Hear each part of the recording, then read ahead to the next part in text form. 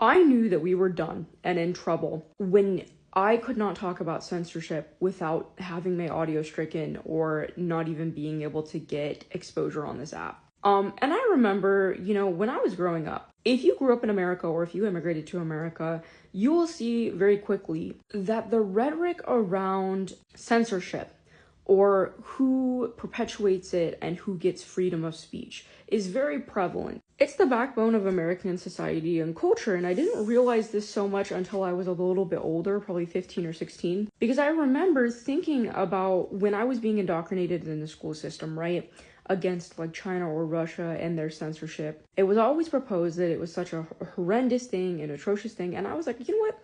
I wonder what it's like to be someone living in that country. And as I watch myself and my fellow Americans and all of the people who live here, whether they advocate for the system or not, being heavily censored and the censorship that is to come, watching how quickly it's taking place and watching how fast our freedom of speech is just dissolving. I think of freedom of speech like a piece of really crappy toilet paper. You put a drop of water on it and it just fucking dissolves. Because I think that it's been a little bit of an illusion or a facade. And I know that's kind of a gross analogy, but it's true. If you look back at it, freedom of speech has always only been for selective people and for very privileged people in this country. And I remember thinking like, damn, it must suck to be in a country like that, and then realizing like, wait, we are in a country like they're saying what other countries are. Do you understand? It's kind of like that meme where everyone's like, is this fucking show about us? Like, it is about us. We've been in the same boat. It's just marketed to us differently.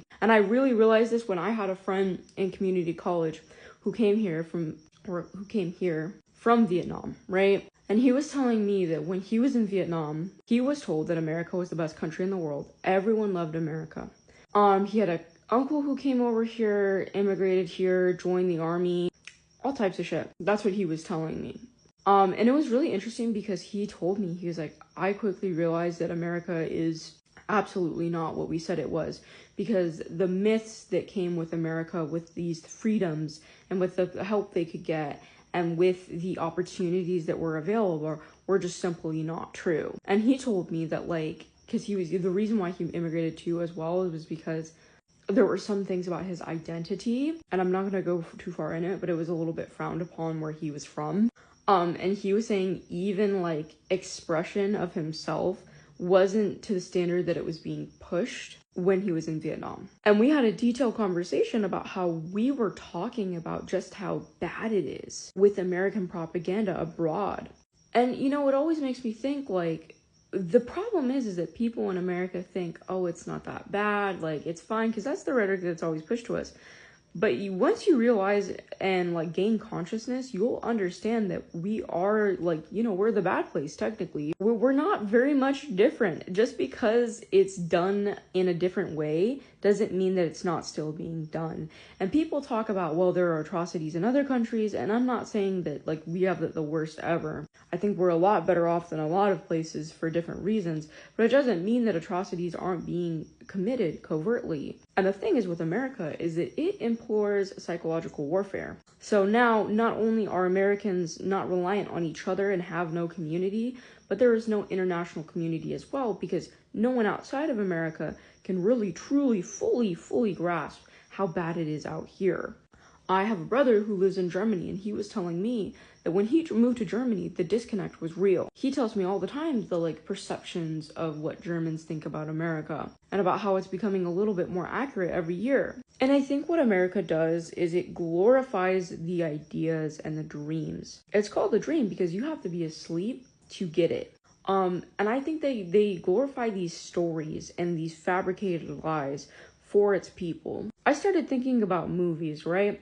You ever seen a historical movie or an American movie about, I don't know, it's always algorithmic, let's take an underdog story, or let's take a story where a guy is a CEO and he makes a lot of money, or let's take a story where just because this person worked hard and had the backbone, they made an empire out of nothing. And these are the stories that the American conglomerate really chooses to promote because it's beneficial to them.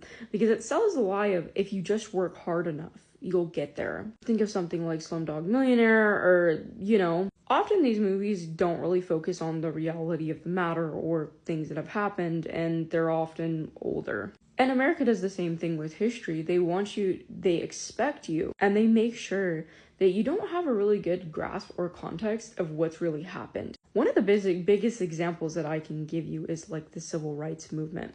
In America, you're taught that success is linear and it's point A to point B and people are happy after. And that's the biggest thing that I see here, is that there is this kind of like, well, everything's good now, it'll be fine. We struggled, we made it out, we're great. And that's not the case whatsoever. If you look at things like the civil rights movement, it was long, arduous, and it's still going on to this day in many states. I always keep in mind, and I always tell people, and I always get looks for it, but I'm gonna say it anyways. I always find it funny, and it's a good indicator of where America is.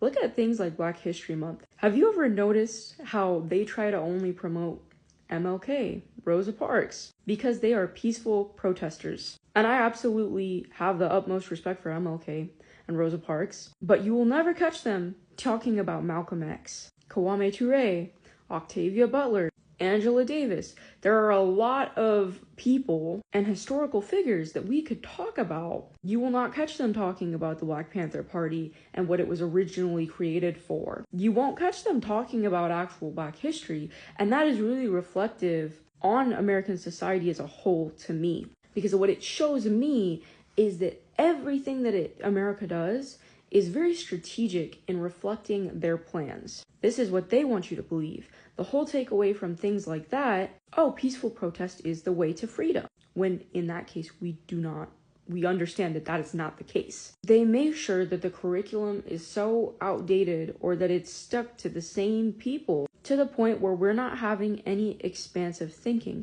And this ideology even takes place in colleges or certain schools. For thousands of years and hundreds of years, we've had some of the same thinkers, some of the same scientists, some of the same key people being taught. And that's all well and good, but the more you start to expand your field of knowledge, you'll realize it's like music. Think about your favorite artist, or like someone who is compared to someone who's extremely popular, right? It's an industry. You have someone who is like super pop star popular, but that doesn't mean that there aren't millions of other people making music and having great ideas. It's the same thing when it comes to knowledge and accessibility, and what that shows you is that we're stuck on a cyclical path for a reason. This obviously differentiates from country to country, but this is something that I realized very specifically to America. And I had that realization as well when I took a French history class last semester, and I was talking to one of my professors who was from France, and she's like, hey, you don't know who, and it was like someone really simple in French history, I can't remember, and she's like, you don't know who they are? And we're like, no, we're not taught really anything outside of American history. And we had to have a whole class talking about how the education system here is a sham and how we are taught to see others or to not regard anyone else but America, because you're often taught America first, whatever. And I'm hoping this one gets out here, because I posted stuff like this before and it doesn't. But what does this have to do with anything? This shows us that we are in a cyclical wheel where the same knowledge is being, recycled. And you are making access to education harder and harder, because they do not want an educated group of people. They do not want people to gather. They do not want people to discuss. They do not want to do what's best for themselves. And when you start to wake up to these realities, and you start to wake up to the fact of the matter that things are not as they seem, it gets hard. And it really is difficult to live in a society like this and be understanding of what's really going on, because when you start to open your eyes, you can't shut them, as corny as that sounds.